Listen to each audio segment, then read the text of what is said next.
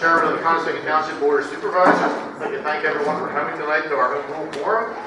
The Board of Supervisors is hosting this meeting as an effort to educate and inform our township residents about home rule and unbiased perspective. Conestoga residents will be voting on a home rule initiative at the primary on May 19th. At the same time, you will be voting for a panel of 7 people to serve on the Government Study Commission. There are only 7 candidates to choose from for this.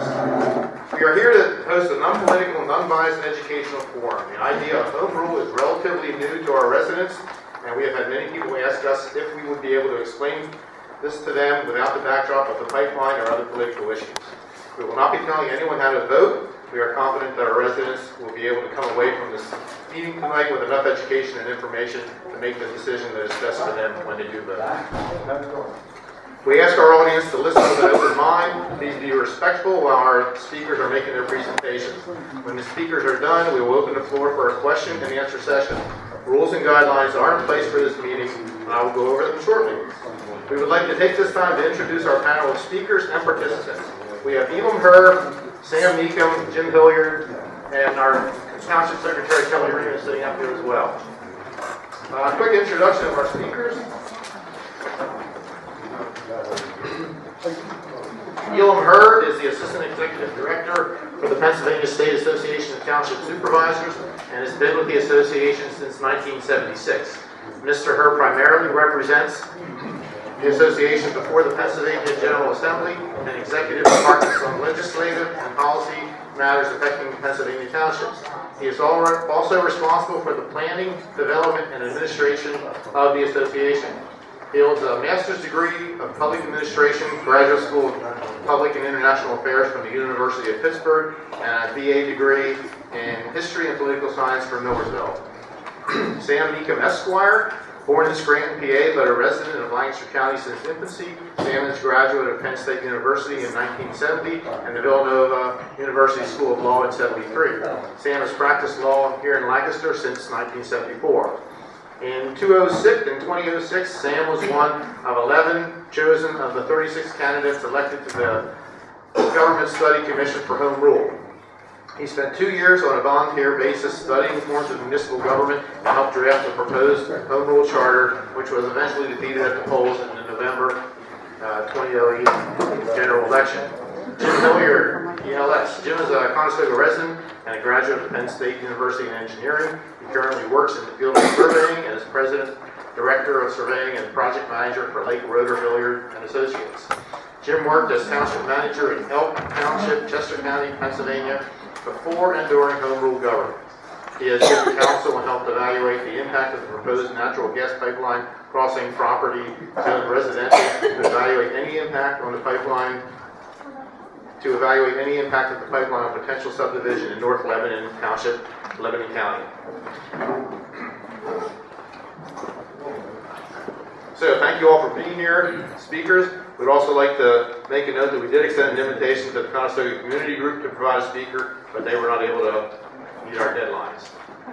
So, the Conestoga Township Supervisors would like to take a moment to address our concerns about accusations and rumors about the township being influenced by the pipeline company, Williams Partners. I can assure our residents that Williams has not tried to influence any of us. They have not contacted us, and we certainly have not been paid off. Our actions are simply based on what we feel is best for the township at this point in time. So this meeting is being video recorded and will be placed on our website for those residents who could not be here. And this request was made by several people who are unable to attend. And this is not a Board of Supervisors meeting, and we will not be deliberating or taking any action tonight. We will not be conducting any township business, and this is an educational meeting only. So, moving on to the rules. Hopefully we won't have to enforce any of these tonight. But during the meeting, you are expected to follow the rules below. If you fail to adhere to these guidelines, you may be asked to leave. The reason for this is to keep the meeting moving in a smooth, calm, and respectful manner. During the entire meeting, the audience is expected to stay quiet unless it is your turn to ask questions during the question and answer session. Failure to show respect to your fellow residents and the speakers will not be tolerated. These rules apply to the entire meeting. At the conclusion of the speaker portion of the meeting, I will announce a question and answer session. You must be a Conestoga Township resident to participate in the question and answer session. If there is time, we may allow additional relative questions. Please state your name and address before asking a question. Questions must be related to home rule and should be directed to one of our speakers. The question and answer period will not be substituted for commentary by the audience. It is intended for the audience to ask thoughtful questions to the speakers and not a time to express your opinion. The proposed pipeline project, Native American topics, and any political issues are not to be discussed unless they pertain to the home rule consideration. Each audience member will be allowed one chance to ask questions and will be limited to asking a total of 2 questions. Telling or suggesting how people should vote is off limits tonight. Okay? So with that, I think we'll move on to Elam Hurst, going to give our first talk. Okay. I want to just give a disclaimer before I get started. And if anybody can't hear me at times because I have a habit of putting the mic down, just raise your hand and I'll remember it. A question has been asked of us when I did the presentation on home rule, is that I'm here because I'm biased, because if you go home rule, you can't be a member of our association. That is incorrect. Home rule municipalities, home rule townships can be members of our association. So it doesn't matter one way or the other what you decide to do. I'm not here to try to convince you one way, whether you stay township or you go home rule. What I'm here to do is try to give you some facts about home rule so that you can make an educated decision and not be led down a path that you're promised things that cannot be fulfilled by the home rule charter. Home rule is not a bad form of government, but you got to go into it for the right reason. And hopefully when I'm done with this presentation, you'll understand what the difference is between home rule and be it a township, which you are, or a borough or a city. What does it mean for a township to become one? Home rule charters and optional plans, they're authorized under the Home Rule Act, and it's a change in the form of your government. The way the government is formed and how it operates. The basic comment of home rule is to transfer authority of the municipal affairs from state law, in your case, a second-class township code, to a home rule charter. And the charter is what would be voted upon by the residents. Home Rule Act requires municipalities to continue to follow all uniform state laws, including but not limited to what that list is there. You cannot enact an ordinance or write into your charter something that violates one of those acts or the Constitution of Pennsylvania or the federal government. So, easy one is the vehicle code. The vehicle code is very specific of what can and cannot be done. Under the vehicle code, a township second class may establish speed limits on their roads, local roads. Home rule, you can do the same thing. You cannot go out and set speed limits without going through an engineering study. The police department cannot start enforcing the vehicle code in ways that are not spelled out in law. The same thing goes for the rest of those statutes. Procedure required in state law when the question of home rule is placed on the ballot. Tripped myself yet. The law spells out specifically how you will go about adopting a home rule charter, or at least how you will go about asking the question of a home rule charter. It has to be put on the ballot, registered electors, which the chairman already said. The question is proposed for the May primary. The electors may also put their names on the ballot to be elected as Home Rule Study Commission members. It has to be done at the same time. And in most cases, when the county election board will put it in, it will be in the same question. Do you want a home rule charter, whatever the question, how it's written, and vote for one of the 7, if there's only 7 members, the 7 members, or if there's 30 some, 7 out of those 30 some. If the commission is approved, if you vote yes for it, then the law is very specific again. You have to review the existing government, the second-class township, the Board of Supervisors, how it operates here in your township. You will look at that. You will look at the second-class township code, which spells out what you can and cannot do. Second-class township code is only one element, but that is the element, in this case, what you have to look at. The commission then recommends whether the township should adopt a home rule charter or not. After looking at the second-class township code, they should also, and I'm cutting it rather short here, but they have to should look at other home rule charters and other statutes that are out there to see how it affects or would affect your community. They have to make a report on the recommendations. The report could come back and say, we want a home rule charter and feel that we should go that way. The report could come back and say, which it has in numerous cases in the state, that the form of government that we're operating under is the way we should stay. And that is part of the requirements under the law. Question to adopt the charter, again, that comes back to you for a vote. So you're having two votes. One is for the study commission, whether you want it, and then two, if the commission says you should have a home rule charter, it comes back for a vote of the citizens. If they approve the charter, the new government will take effect under the time frame. So I can't stand here today and say, if you pass it, when it goes around for the second time, it will go into effect 30 days later. Your charter will spell it out because you're going to have transition time, transition expenses, and everything else that must be taken into consideration. So standing here today and saying that if you vote on the home rule question in May and it's approved, that you will have a new home rule charter in effect by next January, I can't tell you that. Under the law, you have the Home Rule Study Commission has, has 9 months to do the study, and it has an additional up to additional 9 months to actually write the report.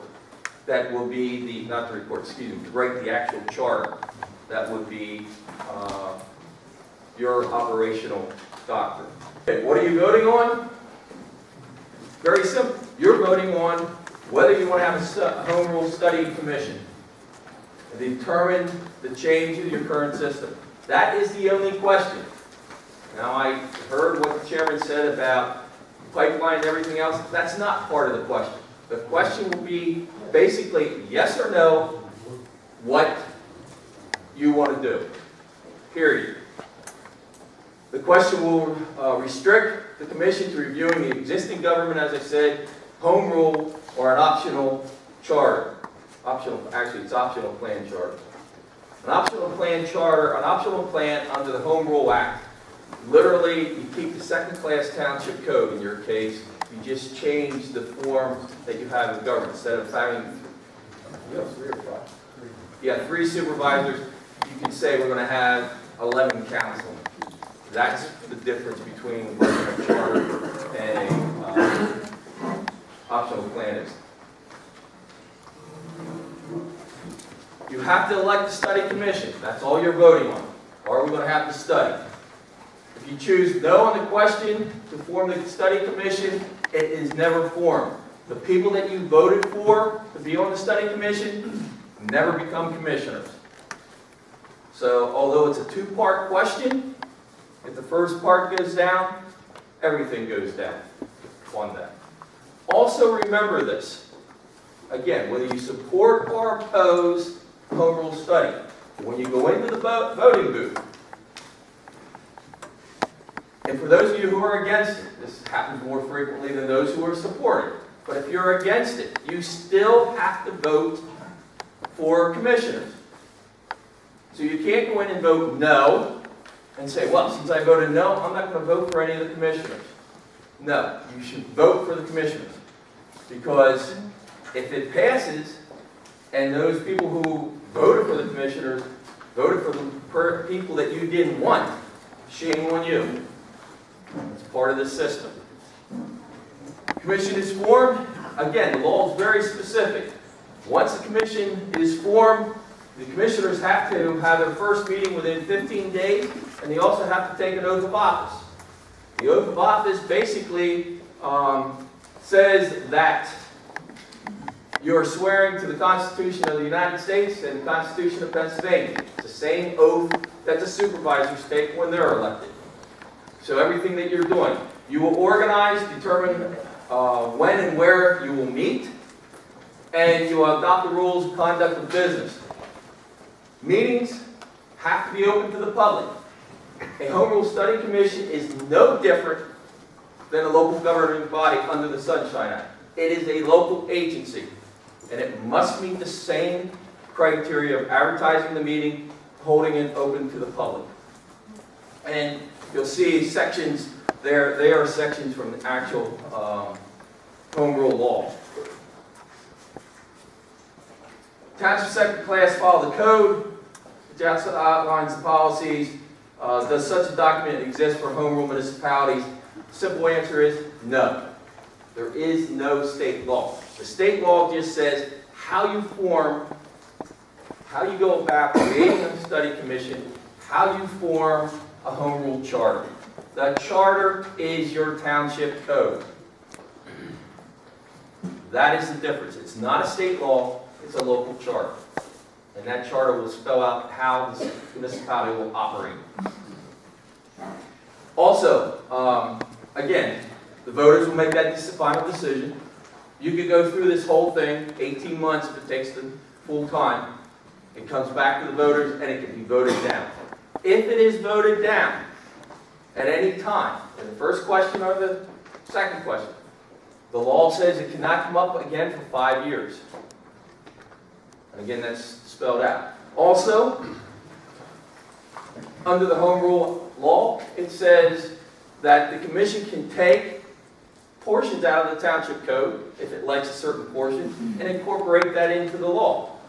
I will tell you, you just can't say, we incorporate the second-class township code. There are some cases out there where the judges don't really like that. If you want a particular section, you write it in to your charter.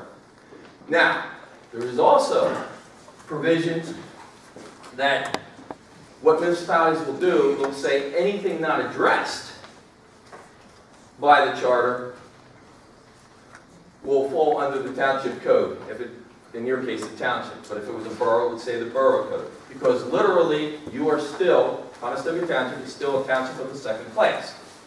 So there's that reference back to that. Which then some people say, if that's the case, why did you ever leave if you still felt that those provisions would be relevant? Differences? Organization of the government, as I've been talking about. Board of Supervisors now, you could have a council. You could do away with the elected auditors and then put it into the charter that you will have CPA firms do the audits. You could actually do away with your elected tax collector and have, or the way it's elected now, and make changes to how property taxes are collected. Earned income tax, you can't touch it. That's a state law, Act 32. But property taxes, you can. Optional provisions for additional citizen participation. Right now, Township Code, the Municipal Code spell out, and other laws like the Sunshine Law, we have to do certain things as a governing body that allow the public to be involved. One is under the Sunshine Law, public comment. Township government, borough government, under the codes, city, that is a representative form of government. You elected the supervisors to run your township. Under a Home Rule charter, you can still do it the same way, or you can make it more of a participatory government, which most Home Rule charters allow. A participatory government, what you're doing there is that what you're saying is certain things will go back to the voters for their approval. What the law says specifically, if you are going to amend the charter itself, it has to go back to the voters. The governing body cannot do it. But if they're going to adopt an ordinance, if your charter says it goes back to the voters, it does. If it says that the governing body can do it, it's done the same way it's presently done under the supervisors. Now, with that being said, again, realize what could happen with that. If the charter is written that it is that tight in the parameters, that everything goes back to the voters, you can be stymied also. And in that case, look at Ohio a few years ago when the state allowed school districts, or required school districts, to always go back to the voters for a tax increase. Ohio schools basically came to a stop because they could not get a tax increase with always going back with the voters. Again, as I said, it's either representative or participatory. Advantage is still, again, a lot of it depends on how the charter is written. I can't stand up here and say, here's all the good points, here's all the bad points. It falls back on how that charter is actually written. I'll say a little later, but I'll bring it up now. You have to have legal counsel. And you better have good legal counsel, because if the charter is not written properly, you're going to find yourself in court. And you're going to find yourself constantly in court to defend what's in the charter. Because again, under participatory government, I as a citizen don't like what's in there, and the governing body does something, I'm going to challenge it. So you have to make sure that that charter is written to take care of it. Major difference, the way the government operates, again, as I said earlier, it's the governing body, elected officials, and what their duties are. What laws must the Home Rule follow? One, you have to follow the Constitution of the federal government and the Pennsylvania. I will tell you, we are a commonwealth by name only. The 1868 Constitution of Pennsylvania took away the true concept of a commonwealth, which is from the bottom up, and we use it in name only. There's from court cases, which we'll get into, that will explain it. So, you must follow the two constitutions. A home rule charter is not a constitution. It is nothing more than another law. Again, what I said earlier, those are some of the laws that you must follow. And the biggest two up there are the first two. Just the Sunshine Law, which I said, the Home Rule Act very specifically mentions that when it talks about open meetings. And Right to Know are the requests.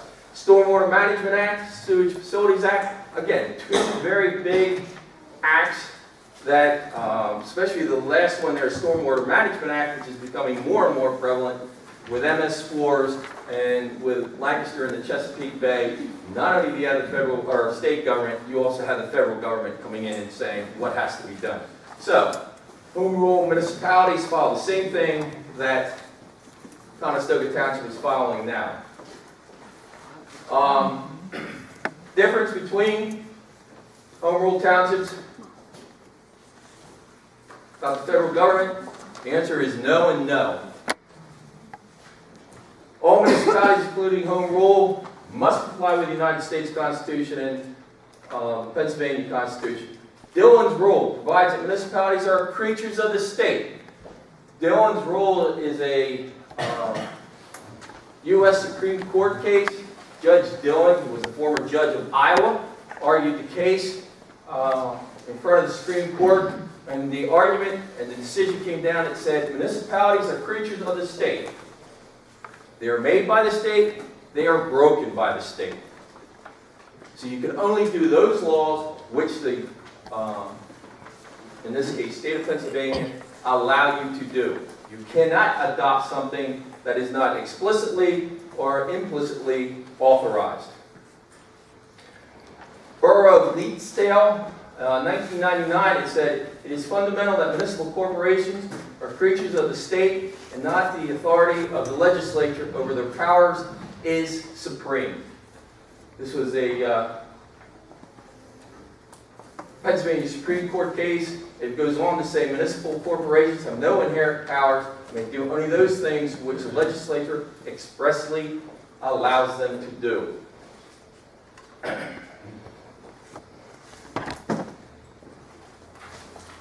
What are they exempt under home rule? Home rule municipalities must follow the uniform state statutes. They must follow section 2962 of the Act.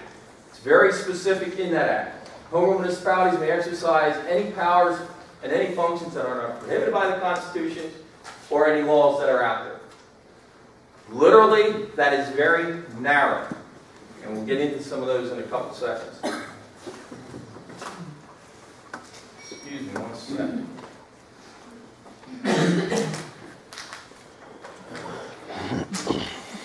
Election laws any different between a home rule municipality and your township? No. Again, it's a statewide law. You must follow the election law. The election law, election code will spell out even how the question is going to be formed to ask for a home rule study commission. Can you have a different menu of taxes? This is a question that's asked frequently, and the answer is no. Same taxes you have today are the same taxes you will have tomorrow. So in some cases, municipalities want to go to home rule, especially areas, in one case, Scranton, who had financial problems. They figured if they could go home rules, they would be able to raise finances, raise funds by incorporating and adding new taxes. You cannot do it. The thing that it does do, home rule, is say that you can go higher than what the municipal codes are. Right now, township code is 14 mills on your property. You go home rule, you can write into the charter, there's no cap on the millage. Now, you could also write in there that mills would go, say, to 25 mills, and anything above that would have to come back to the voters.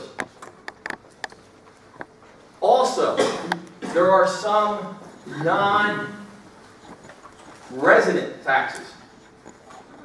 The municipal service tax is a $52 tax.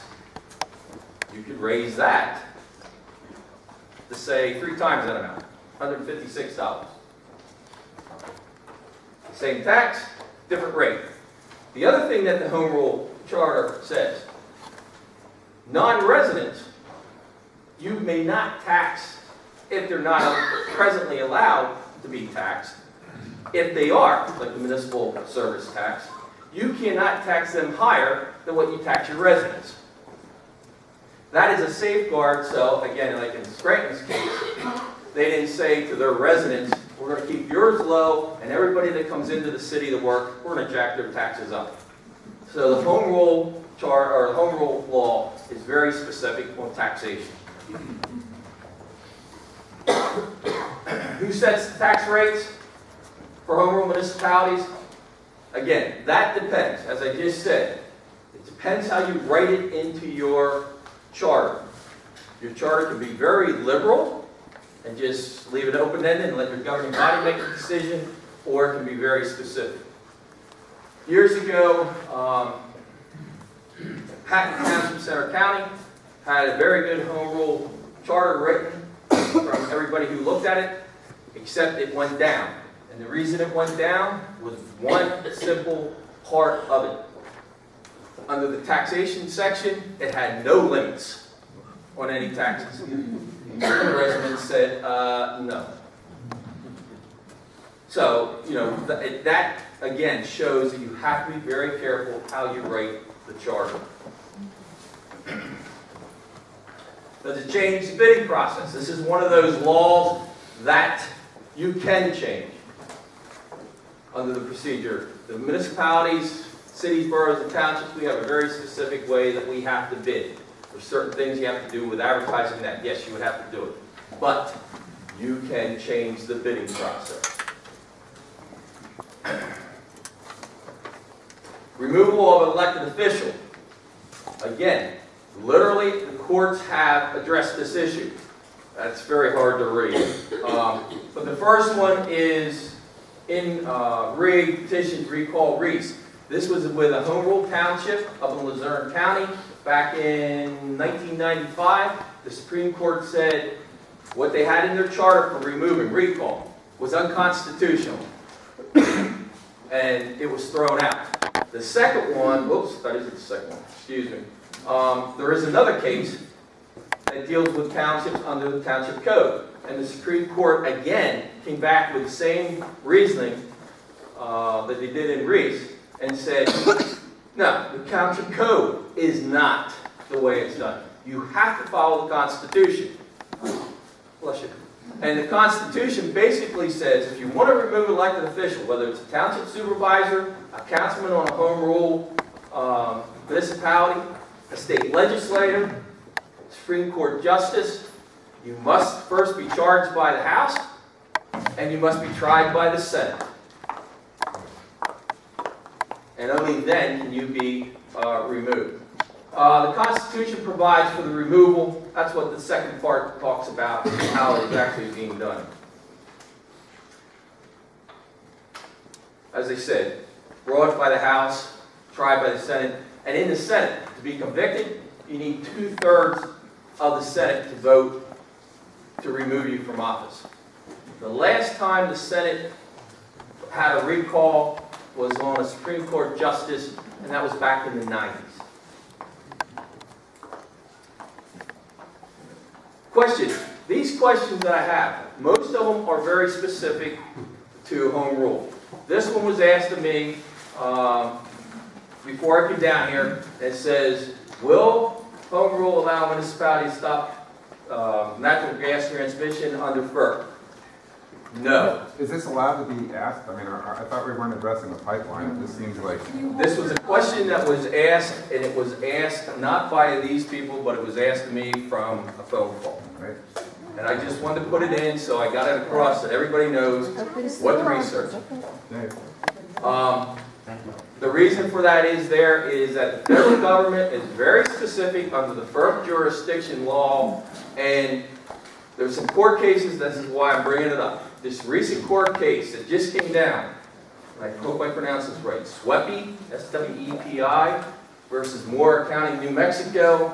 Court ruled that federal law is supreme to local ordinances.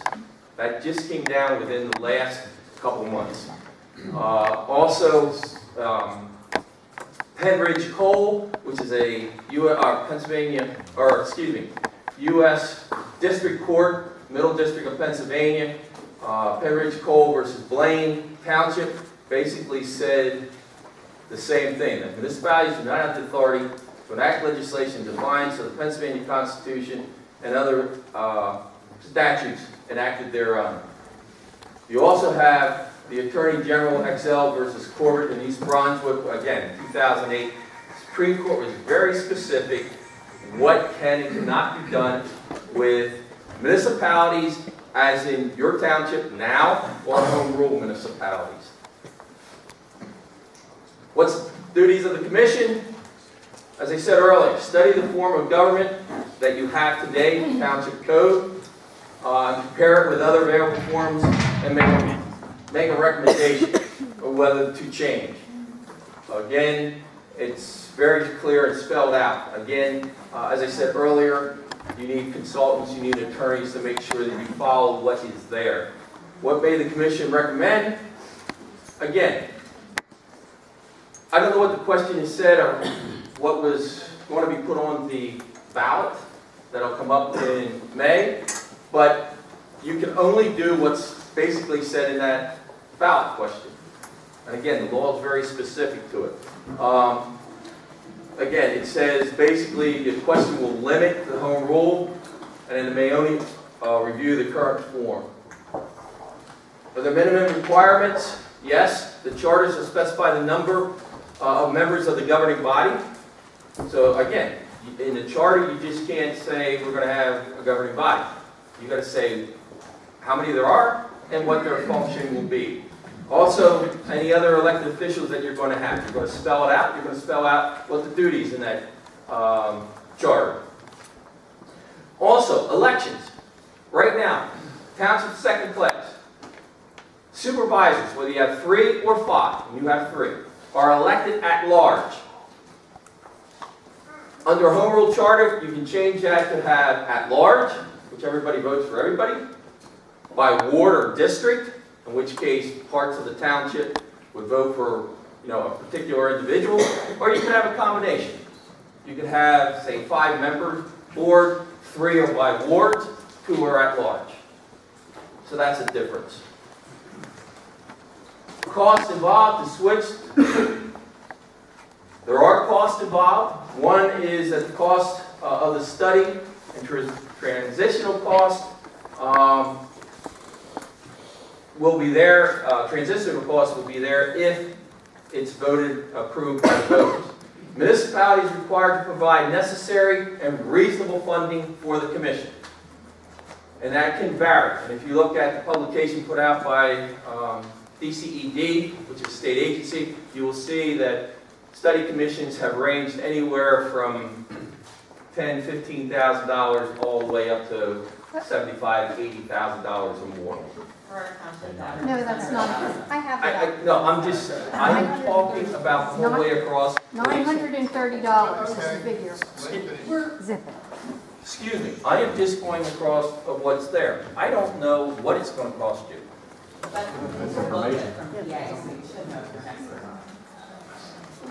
Even experts, excuse me, make mistakes and don't know everything. So if you think I know everything, thank you, because then I sit on the right hand of the man upstairs.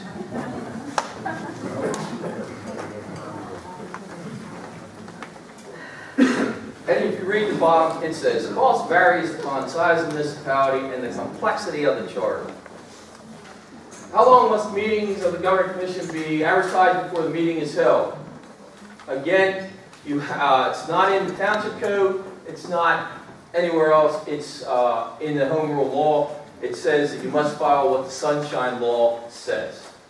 And the Sunshine Law is very specific about advertising what can be done, and what has to be done as far as publications.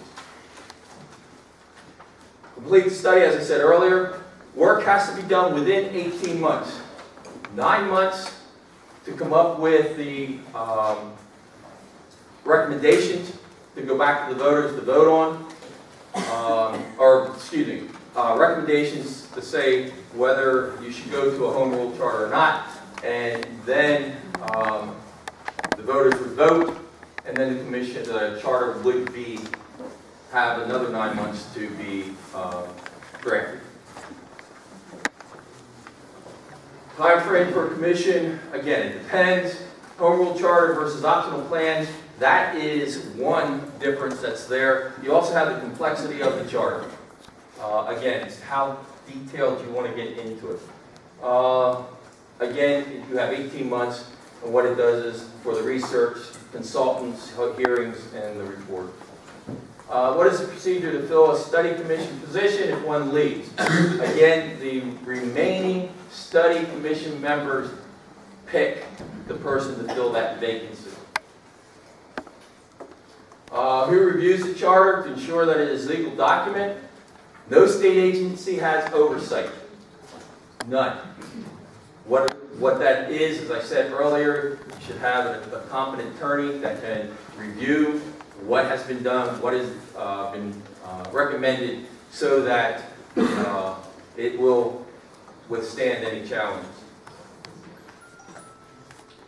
Government study commissioners, held to any form of liability. Commissioners are subject to the ethics law. So, no different than your elected officials, they must fill out the state ethics form and must comply with the campaign finance law. Commissioners must take an oath of office, support the Constitution. Commissioners are not protected from doing something illegal just because you're a commission. And I'm not talking about as far as there. There's and any elected official does not have immunity from doing illegal actions. As long as what you're doing is in the confines of your commission's job, you're protected. If you go out and do something illegal on the way home from your meeting, like you run a stop sign, you're not protected. How are referendums handled? Again, amendments to the charter may be initiated by a citizen petition or action by the governing body. That is to amend the charter itself. Changes to the administration or governing of the home rule or the way that the municipality is governed or the administration of it, that can be done either by the governing body, if that's what the charter says, or you can possibly go back to the voters. Must everyone agree or just a majority? The recommendations of the commission must be adopted by a majority of the commission. Discussions about the charter and the votes must take place at an advertised meeting, and that falls back under the sunshine law. So you're going to have 7 commissioners there. 4 would have to vote in favor of it, to approve it. You also can have minority reports. If you adopt the home rule, what we become is there need to change signs letterhead. Again, you can remain the home rule municipality of Conestoga Township. That is a decision of what the charter is. You may, the commissioners may decide that we change the whole name. Instead of Conestoga, it's now the municipality of the Susquehanna. Cost factor, if you do name changes in that, different things, yes, there's going to be additional cost. The cost will be there no matter what. It just depends how much the charter actually says for changes. When will it take effect and pass? At the fall election, November. Again, effective dates will be part of the charter. The law does not spell out when it actually takes effect. Must you hire a manager? This is a question we get all the time. The answer is, again, it depends on the charter. The charter spells out that you're going to have a manager, then yes, you must hire a manager. If the charter does not say that, no, you do not have to have one. Again, whatever that charter says, you must follow. I was on the Lancaster County Government Study Commission in 2006 and 2008, where we spent a lot of time generating public meetings and notebooks full of material and lots of information. But you keep in mind that the County of Lancaster has 500,000 people in it and an annual budget of $300 million. So you can imagine that was a whole lot more complicated than a home rule charter would need to be for Conestoga Township, which I understand has a population of 3,776. Anyway, a charter is only as good as what you put into it. It's a lot of work. People have to get down and start reading, and the one thing you absolutely got to have, if you want to look into this at all, you've got that. Yeah, it looks. The book that looks like this, Home Rule in Pennsylvania. Maybe you've all had, some of you anyway, have seen copies of this. You can get it online, but it has a lot of that information that was in the presentation here, including the bit about recall. When I first was elected to the Government Study Commission, and I've been a lawyer now for a long time, I thought, oh, well, why don't we just keep things pretty much the same, except we'll just allow for recall of, say, county commissioners if people don't like the job that they're doing on some kind of petition filed by a certain number of citizens. So, and then I started to do some reading, and the PA Supreme Court said in 1995, no, you can't do that. And they said it again in 2003. No, the Pennsylvania Constitution says that it takes an actual impeachment proceeding to get rid of an elected official, even all the way down to the township level. And as Elam said, that's basically never happened. Maybe a Supreme Court justice, but no, anyway. The one thing you can do in a home rule charter is have more citizen participation by way of what they call initiative and referendum. The way it is now, the 3 supervisors vote on ordinances and motions and resolutions. Of course, people can go to the meetings and make public comment and so on and so on, but it is the supervisors now, under the Second Class Township Code,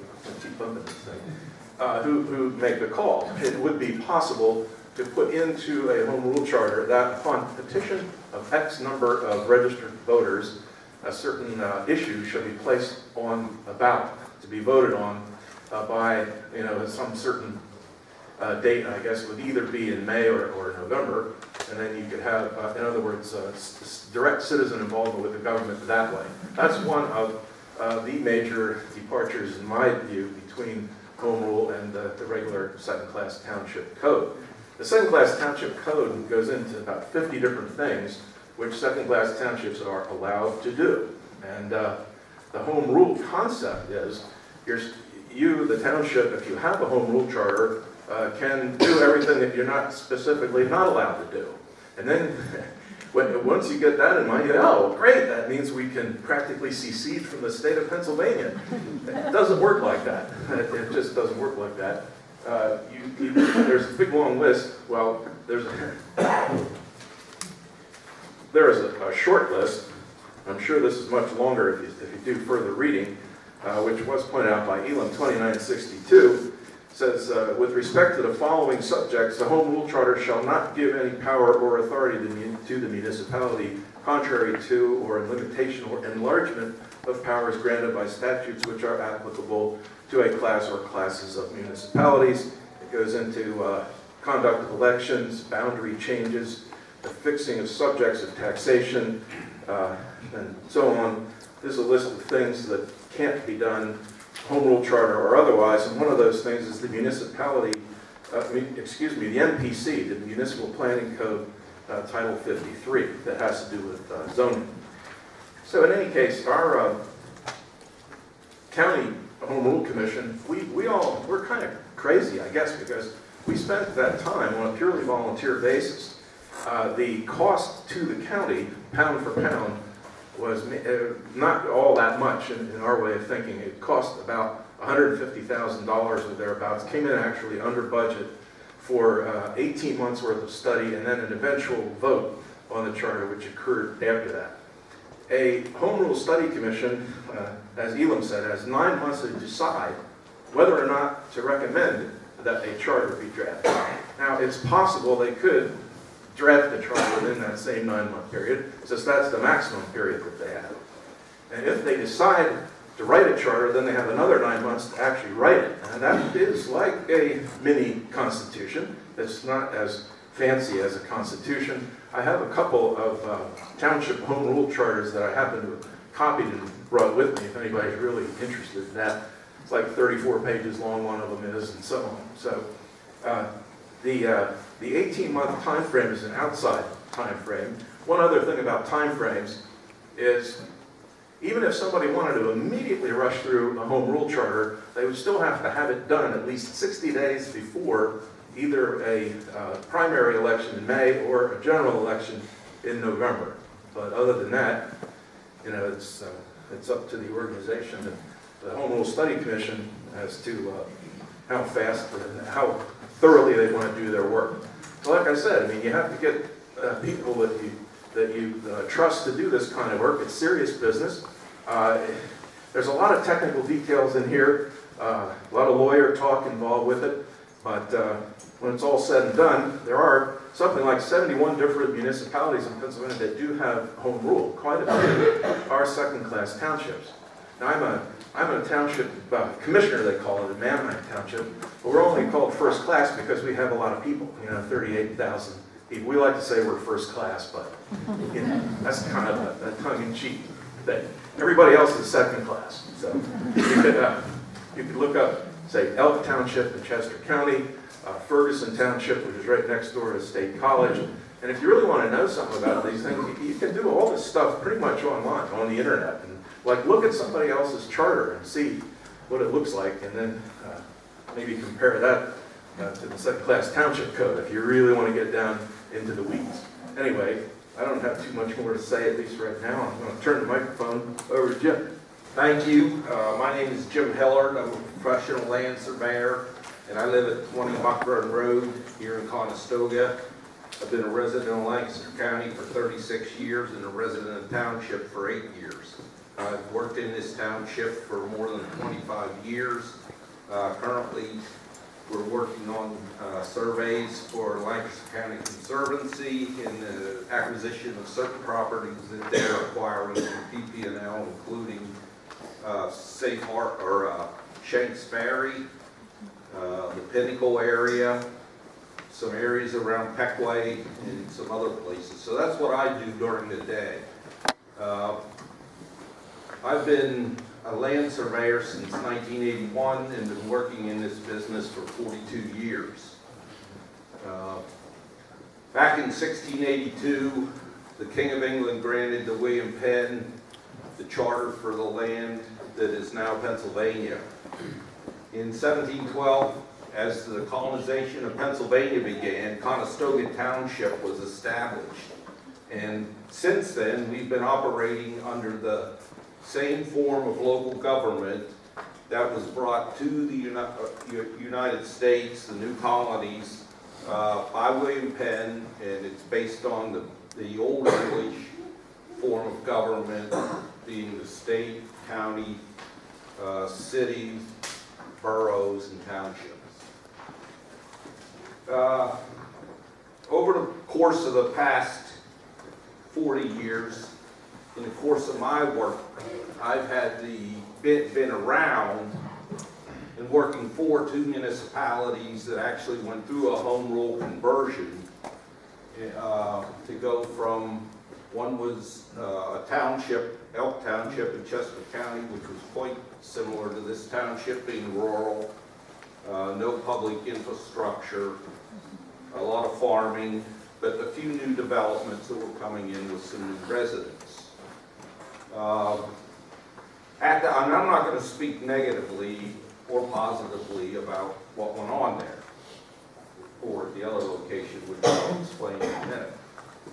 But what did occur,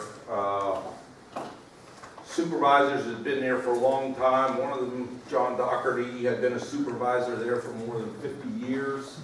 He got up in years and retired, and some new people got on the board. And they got together with some new residents who were coming into the township, mostly out of Delaware. And the wheels began to spin about, can we have a different form of government here? There were some decisions made by the supervisors that, similar to what may exist in some minds here, alienated people and some of the residents within the township. So the wheels started to spin, and one thing led to another. And before too long, they were looking at the same question that Conestoga Township is looking at. And they ultimately voted to proceed with that. And it was approved, and they do have a home rule charter in Elk Township now. Through the course of that time period, I was disengaged as the township engineer after a long standing period of time there, but those things happened, and that's the way it needed to be. Elk Township today has an effective government. They have seen increases in the costs of everything from their municipal engineering, legal fees, and that kind of thing. There is some dissension developing there right now, and they're facing some issues coming up on May 19th as well. I also, 40 years ago, worked at the Borough of State College in 1975, whenever they were one of the first boroughs and first municipalities to entertain the idea of home rule. And they went through the election process and the legal procedures and implemented that. Again, what did that do? Of course, you know, the Borough of State College does everything first class, and they usually get it right. And I think they did a pretty good job of that. From the standpoint of the people that worked there, there was not a lot of dissension, nobody left, and you know, they were able to deal with the additional costs. There were some turnovers of borough council members, but it wasn't driven by the home rule charter that they had adopted. Subsequently, many of the municipalities around the Borough of State College have now adopted their own home rule charters and are operating under that structure. So we face today, or in the next couple of weeks, a decision that we all have to make relative to the form of government that we want to have going forward. Do we want to have one that has existed for over 300 years in the township. To some degree, some people's minds it's effective, and to others maybe not so much. Where we want to strike out on our own and see if we can come up with a better plan. So there's a decision we all have to make there, and hopefully tonight we'll be able to provide some answers to any questions you might have to supplement the information that's been provided to you. I've worked with hundreds of municipalities in southeast Pennsylvania over the course of the past 35 years. And there's not much I haven't seen in township government, supervisors, planning commission, zoning hearing boards and such. And overall I found in most cases the government that exists to be pretty effective and functional, considering it's been in this country and in use for over 300 years. So with that, I'm going to take a seat. I'm going to let Craig make a few statements, and then we'll get on with the questions. Thank you. So as stated before, if you'll come up to the mic, if you're comfortable doing that, ask your question. If you can address it to a certain individual, that's fine. If you just want the question at large, that's fine as well. So who wants to lead off and ask the first question? Yes, come on up.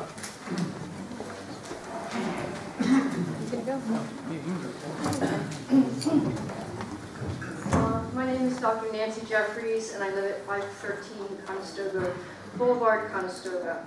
I'm a member of the Conestoga Community Group, and we have been looking at home rule for the last year. So we've done quite a bit of research as far as this. I live in the hazard zone, and thusly am not eligible for any discussion with Williams or for any conversation. And what I would like to know is, why do you think it's okay for a private corporation to come in and devalue my home and put my life at risk for private gain? Well, that's not what we're talking about. Yeah, it is a home rule question. No, it's not. It's a home rule question because the only reason we're looking at home rule is because of the pipeline. So you can choose to not answer it. They're not asking me the question. Who are you asking? I don't think that's... I'm asking the group, why is it okay that I'm an American citizen, I pay my taxes, why is it okay for a private corporation to come in and devalue my home by thousands of dollars and put me at personal risk for nothing? Well, you, Mr. Elam Herr brought up the pipeline, so he opened the door. Just keep it to home rule. Okay, that's fine, that's fine. I just wanted to ask my question.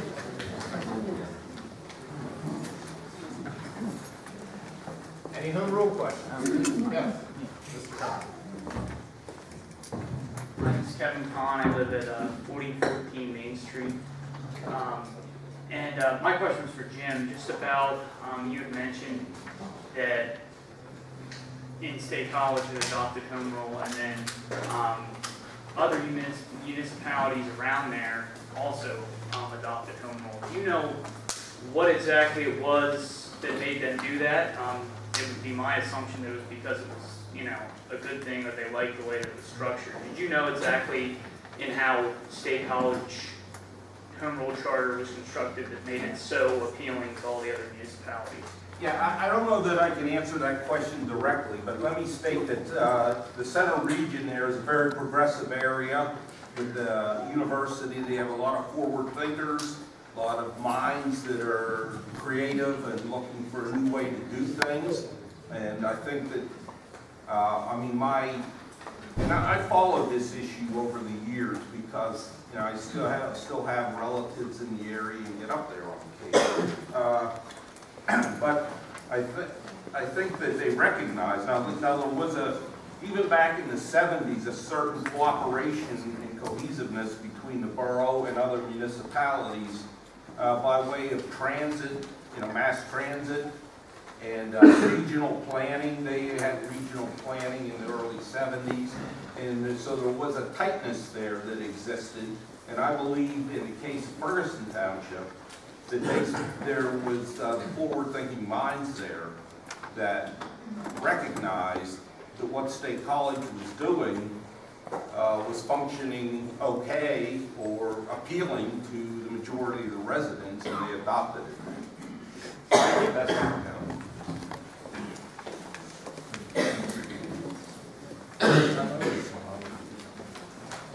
I have a question about that. I'm not going to go over there. Okay, that's fine. My name is Scott Kleiner. I live at 1855 here in Conestoga, and I'm a candidate for the Government Study Commission. And I'd like to get any information I can get from the three of you that might be helpful to me if I'm charged with that. Where do you think I should go? I have a copy of the Home Rule Pennsylvania book, but I'm looking for other information and other input because, from my point of view, if I'm charged with that commission, I want to take a look at it and do the best I can, the best job I can. You can get phone numbers of people like the township officials in townships where they adopted home rule, see how it's worked out. It's better to find an older person than one. I've spoken to Well, a lot of these charters got adopted in the 70s. Now, there's still people around in Lancaster County who are on the 72 Home Rule Study Commission who are still kicking. But you can go online, and if you have that book, in the back there's a whole list of municipalities that have home rule charters. There's Elk Township that was mentioned before, Chester Township, Delaware County, Hanover Township, Lehigh County, Hampton Township, and Allegheny. I happen to be interested in Ferguson because I went to Penn State, and that's next door to State I've College. spoken to Mark Humphrey. Yeah. Well, I've spoken to somebody at Middletown Township in Delaware County. I've spoken to people in Lyon Township, probably a good half a dozen different townships. And I've gotten a pretty good idea. I haven't looked at any of their charters, but I've gotten an idea from them that they're very successful for them. They find it to be very, very, I think the biggest thing that I got from them was that they have the flexibility to do some things and that they can have more community involvement, and that allows them to do things. I don't agree with it that it's as narrow as it was presented in the first conversation. As reading through the book, I see that there's more latitude there and the opportunity to have a better understanding of how it's going on. when we studied it on a county basis, we went down to Delaware County and talked to them, and Lehigh, for example, because they have county home rule charters. But the comparison is, how did it work before the home rule charter and how did it work after? And unfortunately, you're going to have to find people who've been around for a very long time who would remember that to know whether it's working better. They might all say it's working great now, but maybe it was working okay then too. I don't know. That's a good suggestion, thank you. I have one other thing. I think it's important to understand that in May, this is about a study. This isn't to have home rule. This is about a study to see if we want it. That's the idea. This is not bringing home rule to the township. This is to study it, to see if it's something that we actually want to do, and have the voters participate from the township in that conversation the entire time. So, thank you very much. I'm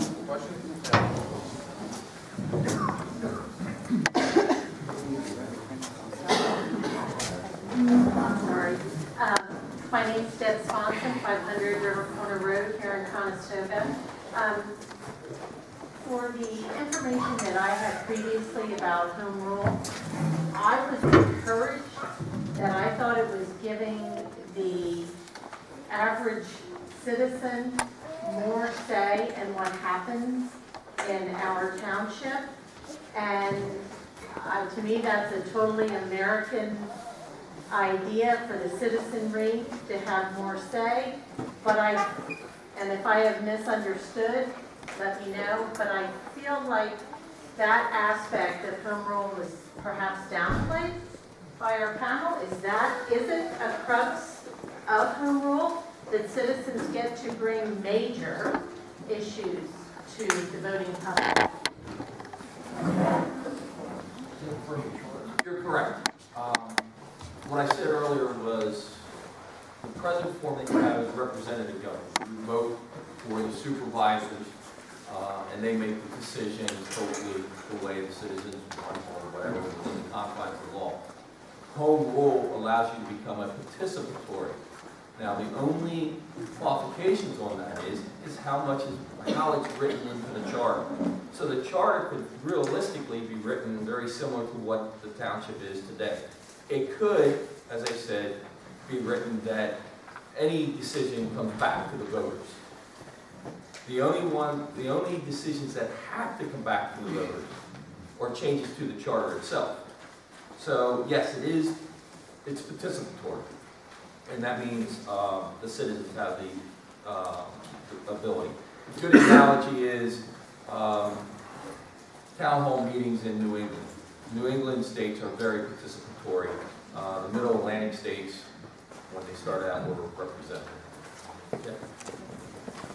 If I could respond to that, I thought I tried to make that as clear as I could. That was one of the primary distinctions between the second-class township code and the A home rule charter that would be written in that way. It doesn't have to have initiative or referendum in it, but it would be really strange if you had a home rule charter that didn't have that in it, because that's kind of like one of the major ideas. This one here from, I guess it's, this one is Ferguson Township, talks about initiative or referendum petition signed by at least 15% of the qualified electors. There's a procedure to do that. And it doesn't have to be 15%, it could be some different, percent. You don't want to have it on every little thing that comes up. It should be of some consequence or an important issue, but nonetheless one where it's not just the three, in some cases you have 5 supervisors, even under the current law. But anyway, if you want to have more participation under the home rule charter, then you can. My name is Stephen Pfeiffer, 353 Technical Boulevard, Conestoga. My question, I think you partly answered it, was with any ordinances that would be written into this that would be considered illegal or contrary to the state and federal government, would that open up the township to be sued and things like that? In other words, would cause an added expense to the township residents for tax purposes? I mean, if something was like knowingly put in that was illegal or,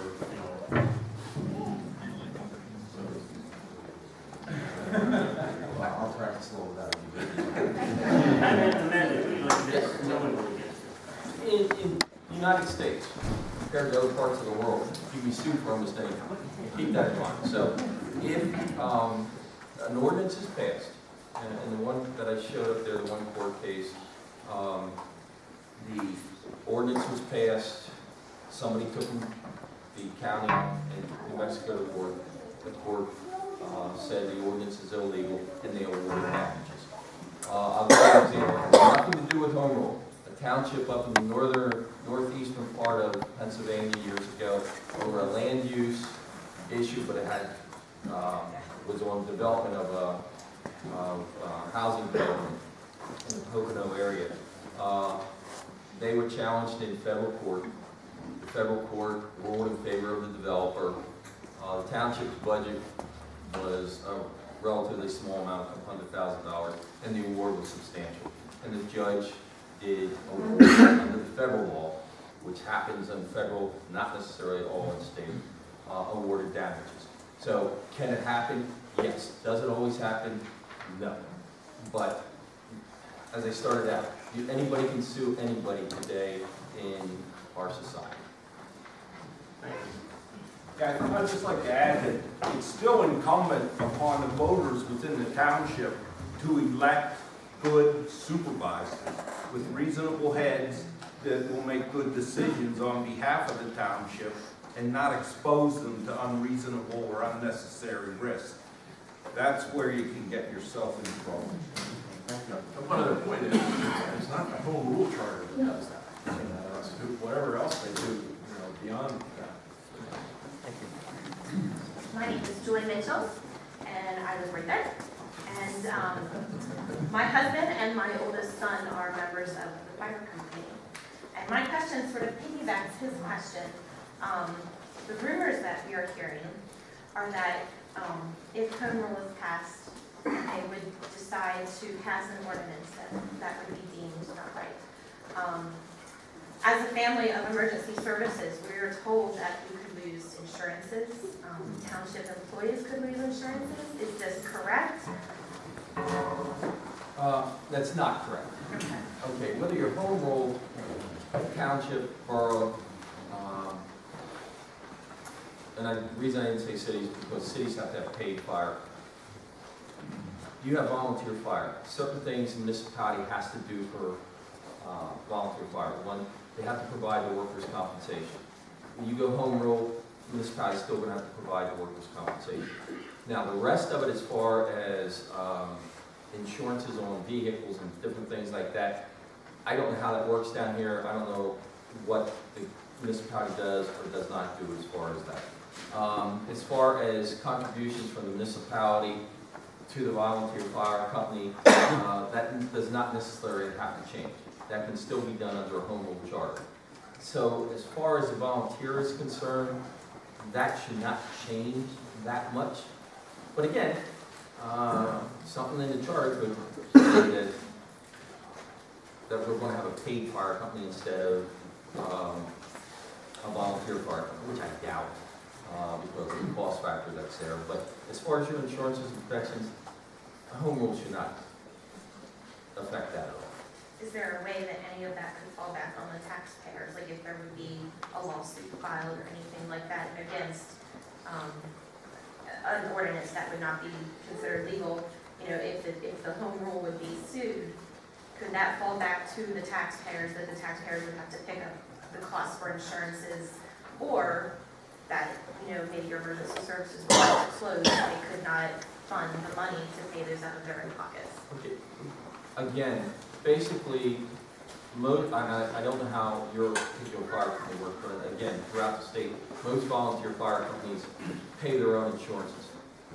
It's through the company themselves. The municipality may contribute to the fire company through their obligation to feel that they have to help support it. But again, unless the municipality is paying for all the insurances that you would have, again, I do not see any ordinance, any other ordinance that would be passed that has to do with something else beside the fire company should not fall back on the fire company personnel or their families. If there's an ordinance that's passed that is challenged and whatever, and it has to be paid, that's something different. That goes across the board. It doesn't just affect fire companies. If I could speak to that also, you never have a home rule charter that wouldn't refer back to certain things that are required of townships. There is a section, the second last township code, section 512, insurance. It says the Board of Supervisors shall secure workers' comp for its employees, including volunteer firemen and ambulance and rescue personnel. The Board of Supervisors may contract with any insurance company to insure property owned by the township, and so on. It goes on and on and on.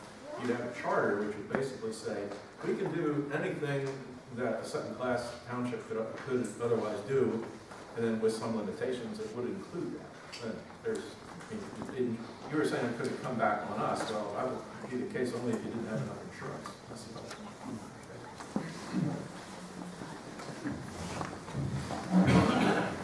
Edwards, 4012 Main Street, within the blast zone. A lot of these signs out here say don't bankrupt our township. Are there any townships that you know of that have gone bankrupt simply because of home rule, not because of some other issue, but just because of home rule? Is that going to bankrupt Conestoga Township? Simple answer, I don't know of any that just going home rule would bankrupt the municipality. You operate. Yeah, it essentially goes back to the elected leadership and the decisions they make and the actions that they take to make those decisions. And if the township supervisors do something that attracts a lawsuit, the township's going to have to defend it. And it is going to be something that is going to be costly. Franklin Township, Chester County went through it about 10 years ago when they made some arbitrary decisions about a development and were sued in federal court in Philadelphia. And the township eventually had to give in, but they spent a lot of money trying to defend themselves, and it didn't work out well for them. Don Asherman, 2540 Main Street, Conestoga. I feel like I'm reiterating what some of the other people said, but there's been rumors stating that the difference between second-class township home rule is that if the township sued, there's a difference in where the burden lies, where the burden falls. No. Same. Again, if you're sued in federal court under RICO or whatever they come down on it, the judge will look at the township, whether it's a board of supervisors, whether it's a home rule, the same way. The difference gets back to Mr. Meeking was saying it depends on what you pass. And if the court finds that you are violating the federal constitution or whatever, that's not the case in Northeast that I referenced. As I said, there was a MPC thing, some other issues were brought. The federal judge said they were in violation of RICO, excuse me, and assessed the damage. He also required the township to raise taxes to pay for that. Now that was not a home rule municipality. That was a township of the second class. So again, it's circumstances. Thank you. Hi, my name is Jody Rigg. I'm at 3204 Main Street. And my question was for Mr. Hilliard. You had made a comment, I didn't catch it, it was kind of vague, I thought, about some issues that Elk Township's having coming up with the May election. Is that related to home rule? Because I actually called Elk Township yesterday, and they said that their charter has been in effect since maybe the 70s, and the secretary's been there since 2000, and they've never used it. So I waited on the phone until she pulled it out. Is it like, are there issues in their election related to home rule? No, I don't believe they are. Okay. Now That was confusing to me. there's a period of time has gone by, the home rule's been in place 5-6 years, and then they've been operating there. In Elk Township? In Elk. I think it's longer than that. Well, he has the charter breaking 75. Okay.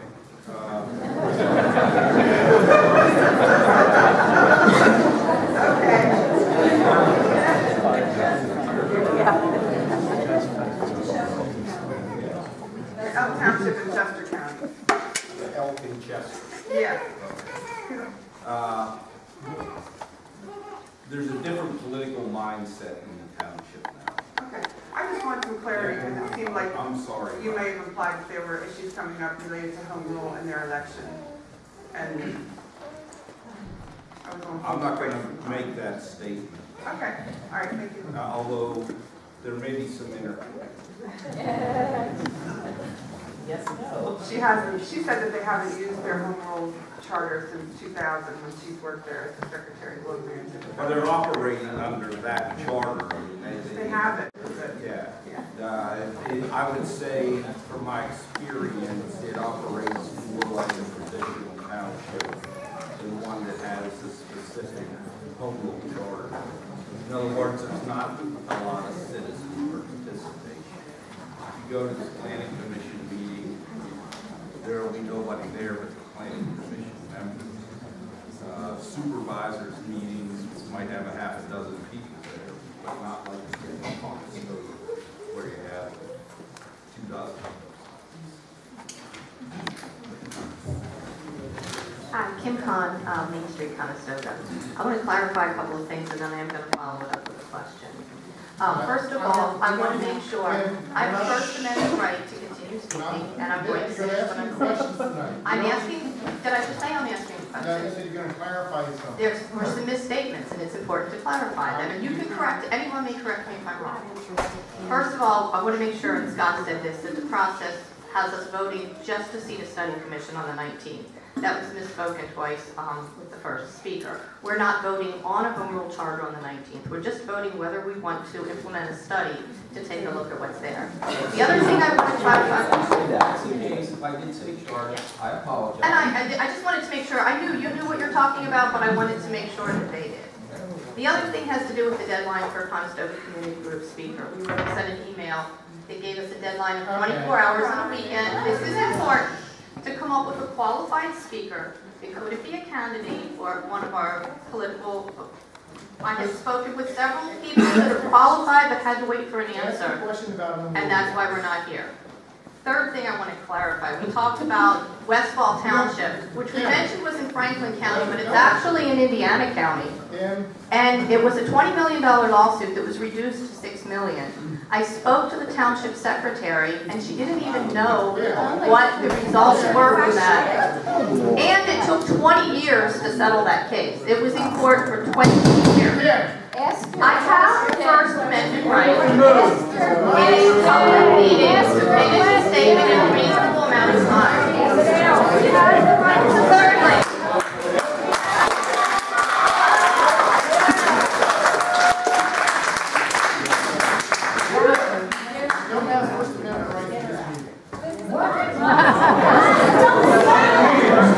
Somebody have that recording? You don't have the First Amendment right at this meeting. Yeah, that's pretty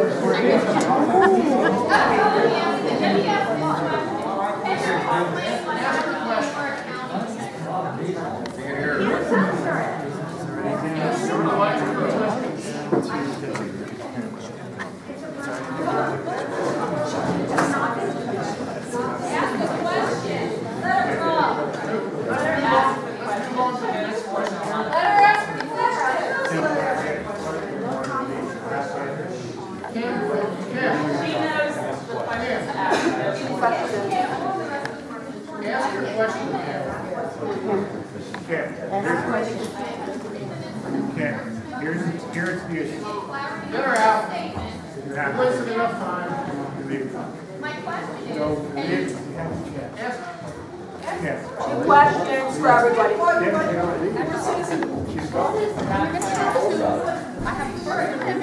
you going to be quiet for the rest of the meeting? If you don't, then we have a simple set of rules here. If you don't be quiet, no commentary. What do you want to do? Your First Amendment rights are over if you are creating a disturbance. Are you going to leave? Are you going to sit and keep quiet? Next question. Clarity on the floor. Give her a voice. Pardon me? Her voice is over, ma'am. Clear and give her a voice. No.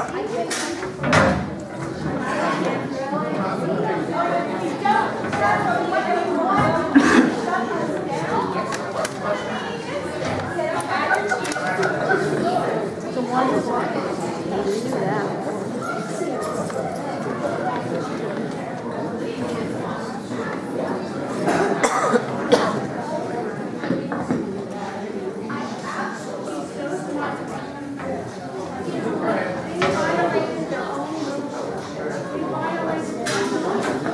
My name is Steve Cable. I live at 51 Goods Road.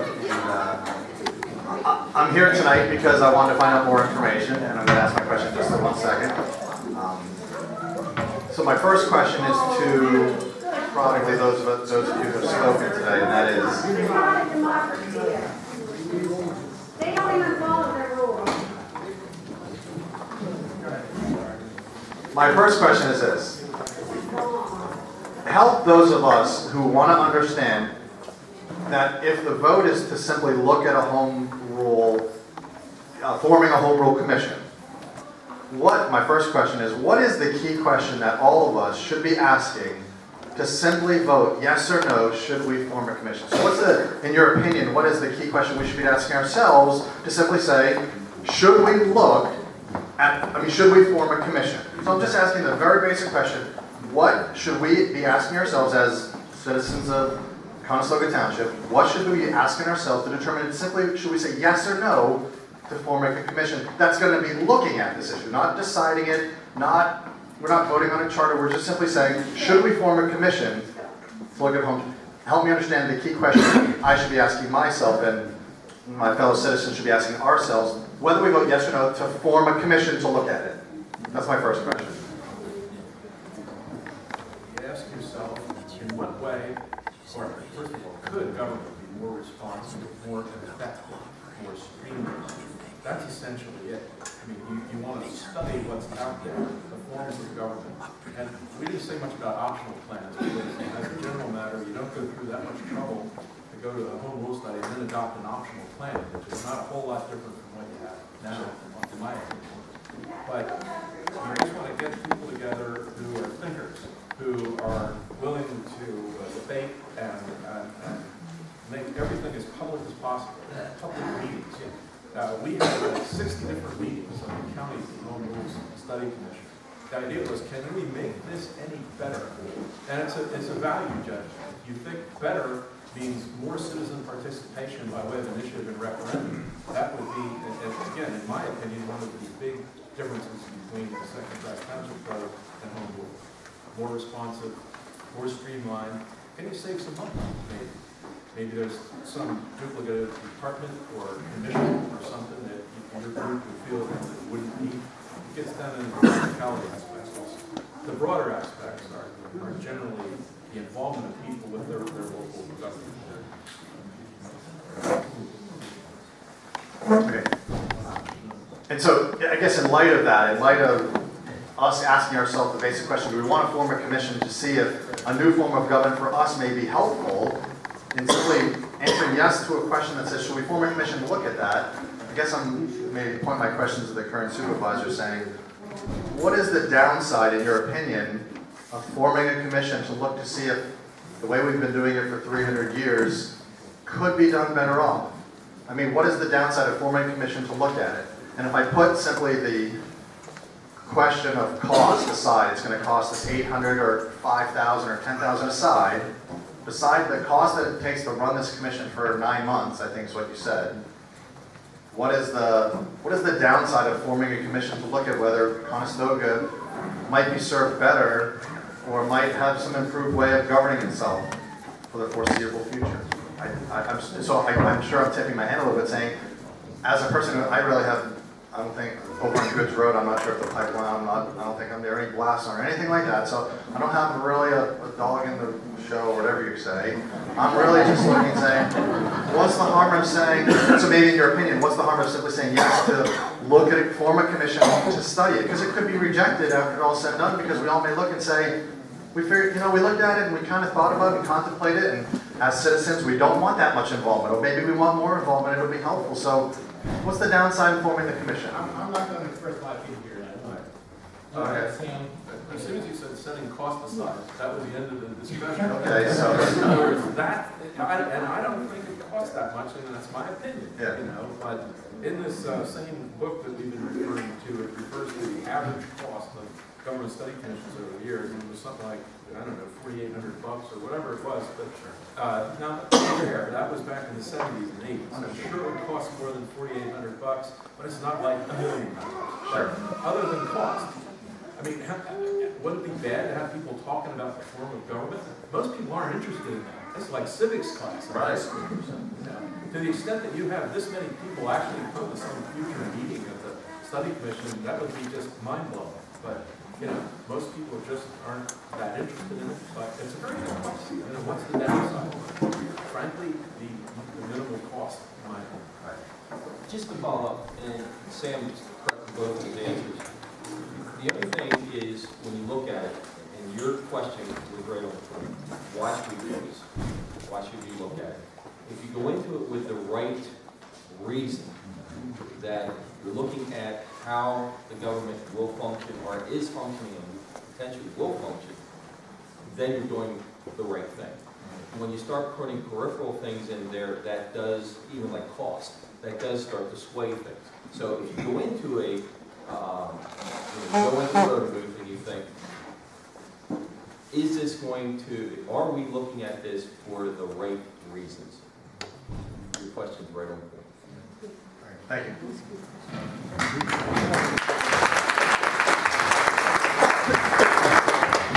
I'm Bob Kilgore, and I live on Sigmund Mill Road. And first of all, I want to thank Craig and the speakers here for giving a pretty much, I think, a straight shoot on the whole situation. I certainly appreciate it. And I'm just kind of piggybacking on what he said because, again, considering that in May we're just voting for the thought of having a commission to study these things, I couldn't think there, you know, from what I've heard today, there's really no downside to that. Other than the cost, which I think would be fairly minimal here. So I'm just, again, piggybacking his question, and I think I have the answer. And again, I just want to thank you guys for what you've done. Appreciate it.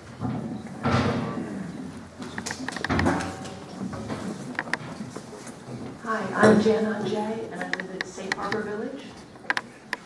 Mr. Meekum, I think sometimes as human beings we find each other a little hard to get along with, as our recent episode might indicate. And I would like to know, when you were working on a Home Rule Study Commission, how important was community input, and how did you handle it in a helpful way? Because I think, you know, that's, if we're going to elect commissioners and we're going to have the community participate in the writing of the charter, it's going to be helpful to know how to do that gracefully. One thing we did was we moved around from place to place. We had our meetings in different township buildings, which, by the way, were donated. I mean, we didn't have to pay rent to do that. So, in other words, we invited as many members of the public as possible. All the meetings were advertised. It's a sunshine law deal. They were all open to the public. We invited speakers in there on government, people who we asked them to opine on whether or not home rule leads to higher taxes. The conclusion was no, it's not the home rule, it's the people you elect, you know, that lead to either higher taxes or not. So how do you make people interested in government? That's a very good question. You know, maybe just have to somehow make these dry words on the page have life, and find somebody who the Home Rule Study Commission is free to invite speakers and professors and people from something called the Economy League. There's all kinds of advisors who do this stuff. There's a governor's center on local government. People come in and say, well, if you're going to have a home rule charter, then it should have this and this and that and that. Maybe you could have this, maybe you could have that. So anyway, it's all public. And you know, I don't know where the meetings would be held here if they had them, but you probably wouldn't need a room this big on a regular basis. I don't know if that answers your question. But people did feel heard in terms of the writing. You know, we had regular people who were always there at our meetings. You know, that's the way it is with local government. I bet you have that here. You have a meeting and there's like 5 regular people who are always there and always there. We were ecstatic as Home Rule Study Commission. There were a lot of people there. Of course, that usually meant there was some hot button issue, you know, that was pressing, but most of the time not. When you advertised your meetings, did you put in the advertisement what particular part of the charter you were going to be working on that night? I believe I remember it that way. That sounds like a smart thing to do. Sure, you don't just say we're having a meeting tonight. You know, when we had somebody lined up to speak, I'm pretty sure, I'm remembering this correctly, we would mention their name. That's who it was.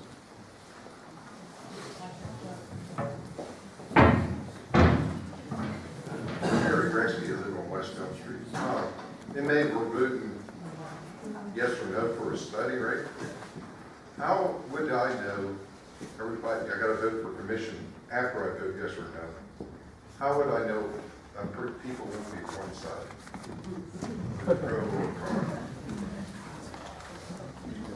Fair, you know, that could make people's decision to vote yes or no if they don't think it's fair. Well, in a small community, you probably will know where people stand. In Lancaster County Home Rule Commission, there were basically 2 sides, so you knew who was running, where they stood. Literally, you know, you're voting on the question for the study and the commissioners at the same time. It used to be years ago you'd vote one and then the next time you'd vote for the commissioner, which gave them time to actually run so people would know about it. That has been changed by state law. So candidates are going to be there. People are just going to have to make themselves knowledgeable who's on the ballot. And again, I don't know how many people are running. There are only 7 people are running for 7 positions. I mean, that isn't too hard to figure out. We allow write-ins. Excuse me? Yes, oh yeah, but again, it's the same as normal election laws. You can have, as long as you comply with the election law, you can have write-ins and that. But literally, with what you're saying, right now, there's 7 people running. If you have no write-ins, you have to go for the 7. I'm allowed one more question. Okay. That's it. I'm a volunteer firefighter here with Conestoga Park. Us and Township work well together, especially on natural disasters. Isabel stands out, everybody remembers Hurricane Isabel. There's a lot of volunteer men and women, spent 48 hours straight getting this township back in line, along with the township and the road crew. If we would go under home rule, who's going to stand up and take responsibility of a natural disaster like the township did that time? Again, Mr. Beaver just said this a little while ago. There's still EMA involved? Yes, you'll have that, but first of all, you're going to elect, once the charter, say you go through and everything and you become home rule, in your charter, you're going to have a governing body. It could be called supervisors, you could have 3, 5, 7, 11, whatever. It could be a council. Those people that are elected should have in their mind the same thing as a supervisor had, what's best for the community, and go there. So from your standpoint, that governing body should still have and realize they have a responsibility to the volunteer fire company and the community for emergency services. You're still going to have an emergency management coordinator. That's a state law. You can't change that. And so everything that goes with it. But again, no matter what you do, you can stay supervisors, you can go to home rule. Know the people you're electing in the office. That's the best thing. That's my biggest fear, because we do work well with the township, and they stand right next to us and stuff like that. I just don't want to see it disappear. And theoretically, you could elect the same 3 members out of whatever that board is. So if I go vote yes to do the study, like write Craig's name in? To be on the commission? Yeah. I'm not saying I would, I'm just.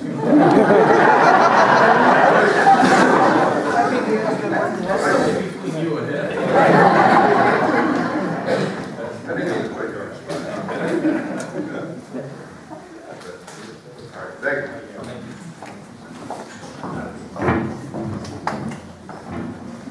Hi, Christine Connolly, 90 Buckram Road.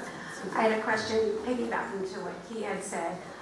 So let me understand the commission that was in 2009 we were part of. That was people on both sides. So there wasn't one agenda. Okay. So if we are looking as a township to keep our same form of government under home rule, help me understand what's the difference.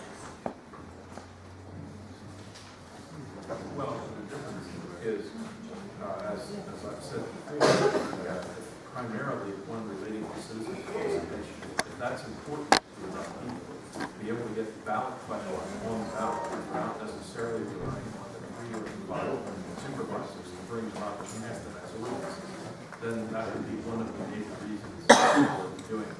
Now, a lot of what you've heard tonight is how like I said, you don't secede from the state. You're still an entity. You're under a home rule charter. Virtually every other township that's gone to home rule has kept their name and their logo and everything else. They look just like any other township. They have a home rule charter. So let me ask you this. If people are voting, at what point are we voting of what's a big issue and what's a small issue? I'm a mom of 4 children. I'm running around with my kids. Who's determining that as to what everybody's coming to vote for, and am I having to show up monthly to make votes? The pieces of charters are generally not voted on in any final form. There's either a thumbs up or a thumbs down on the entire charter. Okay. So if there's something about the charter that a lot of people are really upset about, then they organize the vote no campaign. And so I think, did you mention something like that? Patton Township. That's what happened. Excuse me. That's what happened in Patton Township. They went through the whole study and everything. Good-looking charter, but that one section dealing with finances. So when the charter as a whole went in front of the residents, there was a group out there that said they didn't like the charter for that one reason, alone, and it went down. And that was because it just had no capital in the form of taxes, which left the governing body to do whatever they want. One of the things, maybe to make it clear, if you get a home rule charter and you have it in referendum for everything that's going to be passed, you don't have those votes, referendum votes, monthly. You still have to follow the election laws. So if they want to amend or adopt an ordinance that has to be approved, it'll wait until the next election. So we could possibly see all these different questions that the normal person wouldn't even know about, and only those people who decided to put that question on would really know what it meant. Theoretically, if you know, look at California and when they vote at times, you'll see California, which is a referendum state. Pennsylvania really isn't. They have a number of referendums that go on. That would be similar. I mean, instead of California, it would be Conestoga County. But again, it depends on how the charter is written. So if you pass a study in a few weeks, they're going to have to figure out if one, if they want to go, and if they do, then it's how that charter is going to be written. So you'll have a second shot at it. That you may say, let's do the study, and then you may, on the other hand, say, I don't like what they came up with. There's probably a lot of what would be written that is pretty bland and benign and is not an issue. A lot of it is mechanical, government-related stuff. But And such as what we know, it's an ordinance that's going on that we know of. All right. anyway, and as I said, it's all publicized, it's all open to the public, and you can keep up on it and follow. I guess the news coverage would be provided. Everybody will know what's going to be in there for sure. There's the charter group, assuming they vote to draft the charter, is charged under the law with the widest possible public dissemination of its findings. There's a final report that has to be filed along with the draft charter that says exactly how much money the study commission spent on it, and the whole rationale for why the study commission did what it did in recommending the charter. It's like a whole, separate from the charter itself, is this accompanying document or letter explaining why it was done.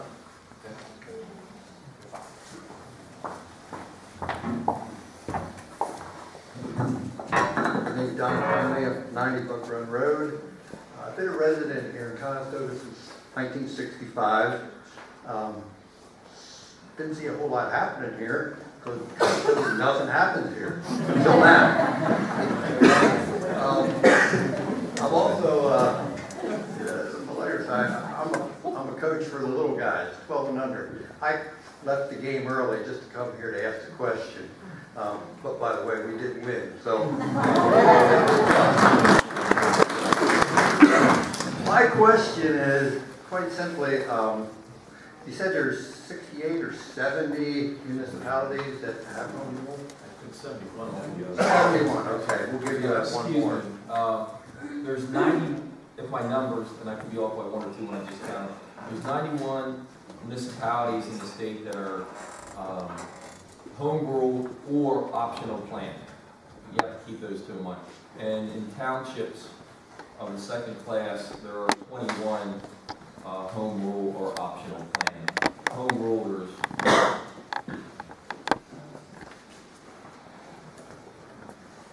16 townships in the second class that are home rule, and they range in population, so everybody knows.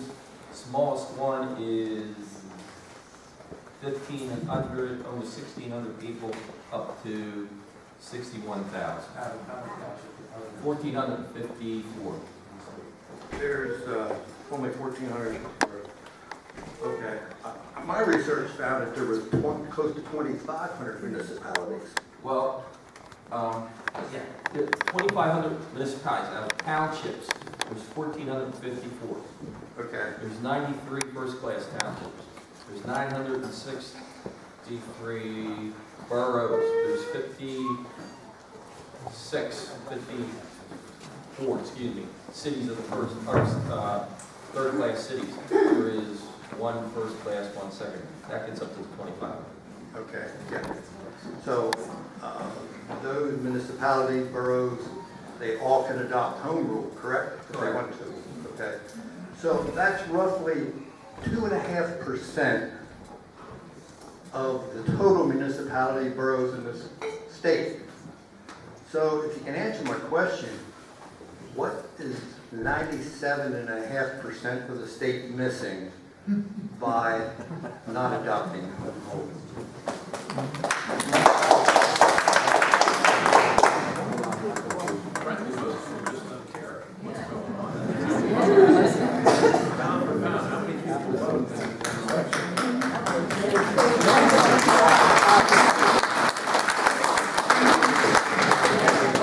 Understand that going with a home rule plan takes a lot of manpower and initiative from people within that municipality.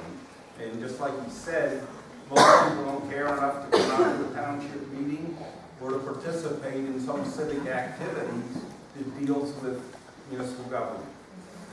To be fair, you are right. There's nothing going on. We all know what's going on. There is something happening here. In the case of the county home rule charter commission, the reason was that people were upset with the then commissioners for having sold Conestoga View, and they did it in such a way as they violated the sunshine law when they did. That was the immediate factor that generated the interest enough to get people moving enough to sign their names to petitions and actually, take the initiative to make something happen. Now, it would take too long to explain why, in my opinion, the charter went down to defeat after all the work that was put in on it. But it is just a sad fact of life that most people aren't involved in the participatory democracy that we have. So it's sad. And I got to tell you, there were quite a few counties and townships who studied home rule that didn't adopt it. So it's not a done deal, but once you have a commission, you have a charter. That's historical fact. Okay, thank you.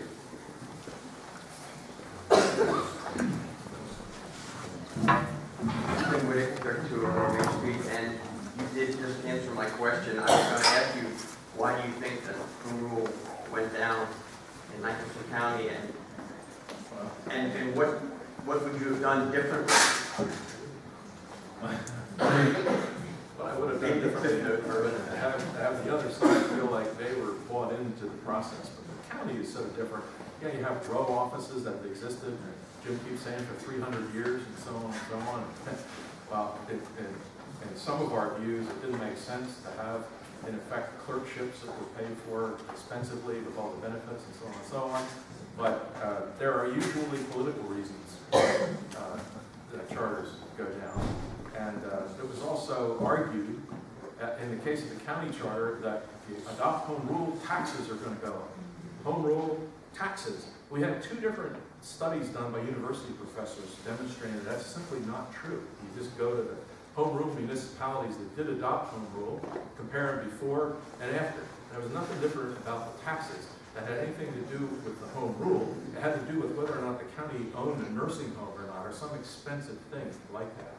But, that's frequently an argument made by anti-home rule charter folks, is the taxes are going to go up. As we've said repeatedly at this meeting, it depends who you elect to office.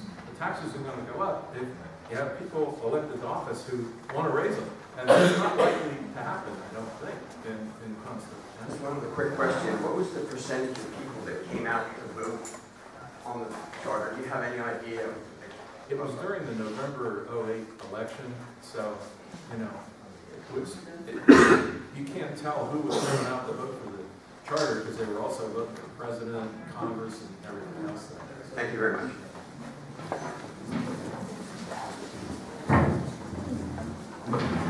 Hi, I'm Ashlyn. I'm the 431 Sand Hill Road in Conestoga. I have a question, and please clarify. If the process comes to be that there is a home rule study group, in your opinion, or one of your opinions, what is a good time frame that you're saying it could take up to 9 months to study for a second class municipality, what is a good time frame for that study to come? I want to also clarify that you said it should be done 60 days for public opinion or public comment. Can you clarify those two items? The 9 months is the time frame within which the commission decides whether or not to recommend that a charter be drafted. If they wanted to rush the matter along for some reason, that there's still a limitation in the law that it has to be done 60 days before that election. Whichever it could be either a primary or a general. That's under the election. That could, well, I thought I saw It's in your book. Excuse me. The election code, which is a general code, names for ballots, questions that go on ballots have to be in 60 days prior to that election. So that's where that 60 days comes in, but it's under the general election code. So if this comes on them, then they say we want to study home rule. We go to November, that's about 6 months. Is 4 months a realistic time to study and to have a good idea of whether the government is running well as it is now or not, in your opinion, or is there a right answer to that? That would be awfully difficult for me to answer that. A township charter would, I believe, be significantly less complicated than the county one. But if I say sure it could be done in that short time period, I don't know. It could go on to, say, the May of the next year election. I'm not saying what would be a good time frame or not, but it takes a lot of work and study. I mean, drafting the charter itself has to be done exactly right. As Elam has said, you've got to cross your T's and dot your I's. You don't want the charter itself to be challenged for some reason legally. So, to me, 4 months is a pretty short period of time. Even if it's a year or like next May, at that point in time, do you vote on yes, we think there should be a charter, and do you create the charter at the same time? Can you clarify that? The study commission votes on whether or not to draft a charter. Then the thing that goes on the ballot is the whole charter. Not piece by piece, but the whole thing, hang either together or not as a package. That's what you ultimately vote on. Okay, thank you.